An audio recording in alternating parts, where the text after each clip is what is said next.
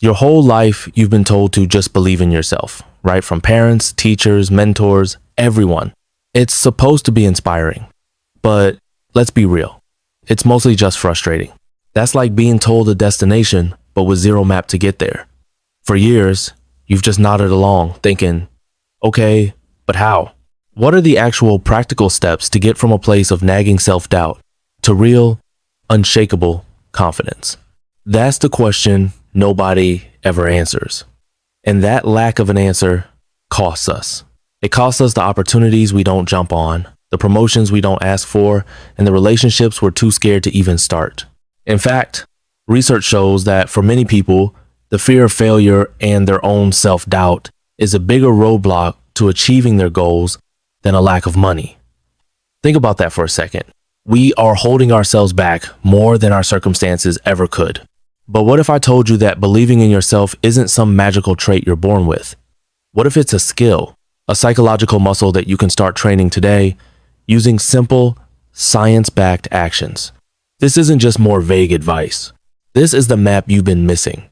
By the end of this, you'll have a concrete toolkit to build genuine confidence from the ground up and turn that doubt into your greatest strength. First, to break out of a trap, you have to understand how it works. Self-doubt operates in a vicious, self-feeding loop.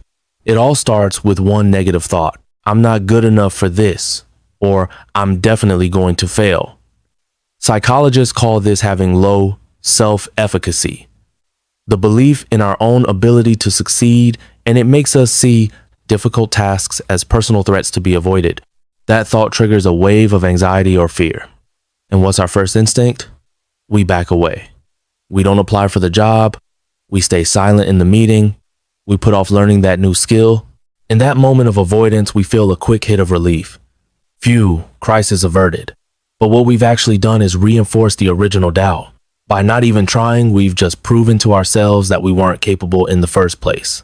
People who give up too early end up holding on to their self-debilitating beliefs for a long, long time. This creates a feedback loop where avoiding things breeds more doubt, which in turn leads to avoiding more things. This isn't just a feeling. It has devastating real-world consequences. It keeps you playing small, stuck in a comfort zone that eventually starts to feel more like a cage. The tragedy is that so many of us are living lives far below our actual potential, not because we're missing talent, but because a little voice in our head told us we weren't worthy, and we listened. But today, we start talking back. And we don't just use words, we use action. The most powerful cure for self-doubt isn't positive thinking. It's proof. The most effective way to build genuine self-belief, what the psychologist Albert Bandura called self-efficacy, is through mastery experiences. Put simply, a mastery experience is just a small, personal win. It's you succeeding at something.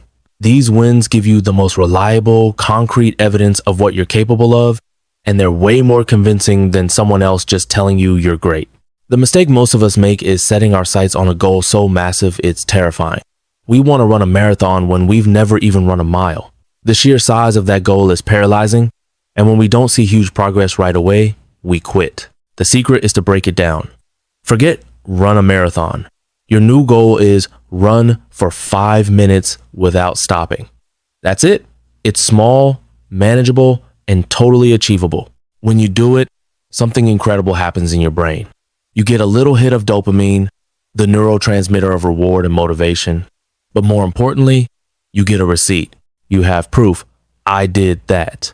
The next day, maybe you aim for 7 minutes, then 10. Each time you hit one of these tiny incremental goals, you are literally building a new belief system brick by brick. These repeated small victories are what strengthen our self-belief and give us the grit to push through setbacks. It's called the confidence-competence loop. Taking action builds competence, and that competence builds real confidence, which then fuels you to take even more action. So here's your first step. Pick one area of your life where you feel that doubt. Now define the smallest possible action you can take that counts as progress. Not the giant leap, the tiny first step. Is it sending one email? Practicing a skill for just 10 minutes? Speaking up for 30 seconds in a meeting? Make the goal so small it feels almost silly, then go do it. And when you do, actually pause to acknowledge it. This isn't about the size of the win, It's about the act of winning. Of course, the second you start taking action, that inner critic is going to get loud. Who do you think you are? This is going to be embarrassing. See? That wasn't even perfect. This is where the second pillar comes in, adopting a growth mindset. This idea, from Stanford psychologist Carol Dweck, separates our beliefs about ability into two camps. A fixed mindset is the belief that our talent and intelligence are set in stone. You're either born good at something or you're not. In this mindset, every single challenge is a high-stakes test that could expose you as a fraud, so you avoid failure at all costs. A growth mindset, on the other hand, is the belief that our abilities can be developed through dedication and hard work. From this perspective, failure isn't a final verdict. It's just data. It's a crucial part of learning. People with a growth mindset don't see challenges as threats, but as opportunities to get better. So how do you actually cultivate this? Start by changing how you talk to yourself about effort and failure. The next time you catch yourself thinking, I can't do this, just add one powerful word at the end, yet. I can't do this yet. That one tiny word reframes the entire thought from a permanent dead end into a temporary state. It implies that with effort, you'll get there.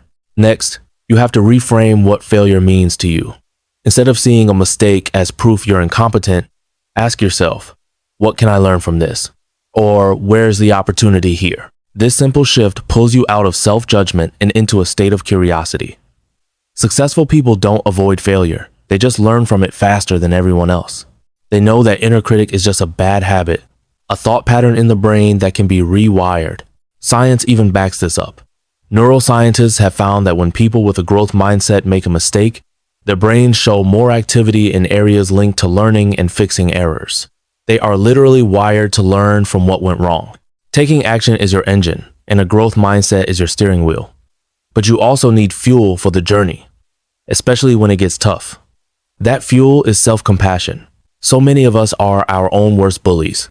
We speak to ourselves in ways we would never ever talk to a friend who was struggling. But research overwhelmingly shows that being kind to yourself, especially when you fail, is essential for building resilience and confidence. A Stanford-backed study on mindful self-compassion found that people who practiced it were more satisfied with their lives and had less anxiety and depression. One of the most powerful and simple techniques is the self-compassion break.